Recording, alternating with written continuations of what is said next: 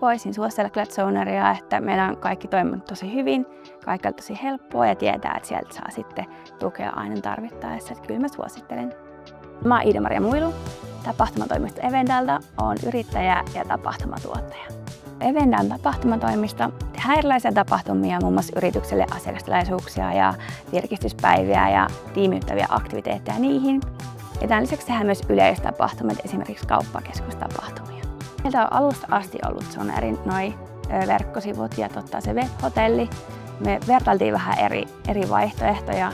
Se vaikutti helpolta ja yksinkertaiselta, mutta sitten myös muutama ystävä sitä suositteli, niin sen takia valittiin Zoner siihen. No ehkä just se helppous ja toimivuus, että ne on just meidän näköiset ja se on meille tärkeää, kun asiakas sinne menee, että se kertoo meistä ja ne toimii ja näin. Ja totta kai myös se, että jos jotain tarpeita vaikka päivittää jotain tiettyjä asioita tai tarvii apua, niin sitä saa sieltä.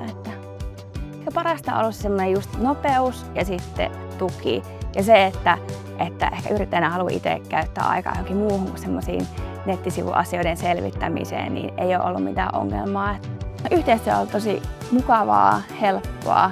Sinne on helppo olla yhteydessä ja helppo käyttää mitä tarvii. Että ei ole ollut ikinä mitään ongelmia ja tietää, että sieltä saa sitten tukea, jos tarvii.